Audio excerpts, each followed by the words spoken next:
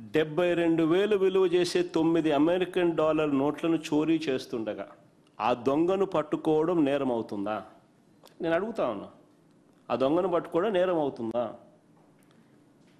దీనికి ప్రాయశ్చిత్తంగా ఆ దొంగ కుటుంబ సభ్యులు 14 కోట్లు విలువైన వారి ఆస్తులను వారు దేవుడికి ఇవ్వడం తప్పవుతుందా?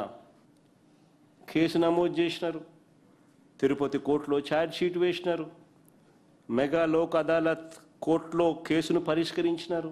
జరగాల్సిన జ్యుడిషియల్ ప్రాసెస్ అంతా జరిగింది. ఇందులో ఏదైనా సాంకేతిక పరమైన ఏదైనా అంశాలు ఏమైనా ఉంటే దర్యాప్తు చేసుకోవచ్చు, తప్పులేదు. కానీ రాజకీయం కోసం,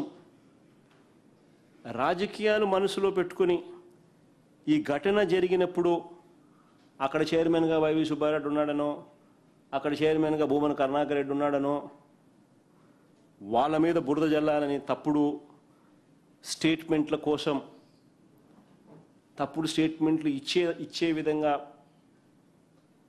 ఇవ్వాలి అని అక్కడ పనిచేస్తా ఉన్న బీసీ పోలీస్ అధికారిని వేధించి, వెంటాడి, బెదిరించి, చివరకు ఆయన చనిపోయేలా చేసి దాన్ని కూడా వక్రీకరిస్తూ ఆ మరణానికి ఎవరో కారణం అంటూ ఫేక్ కథనాలు రాయించడం ఎంత మటుకు ధర్మం అని అడుగుతా ఉన్నా. 30 ఏళ్ళగా ఆయన జేర్స్వామి మఠంలో క్లర్క్గా పనిచేస్తూ ఉన్నాడు. 30 ఏళ్ళగా పరకామణి లెక్కింపులో ఎన్నో సంవత్సరాల నుంచి పాల్గొంటా ఉన్నాడు. మరి చంద్రబాబు ప్రభుత్వంలో గతంలో ఎందుకు పట్టుకోలేకపోయినారు అంటున్నా. Simple question. దొంగను మేము పట్టుకున్నాం, మీరు ఎందుకు పట్టుకోలేకపోయినారు?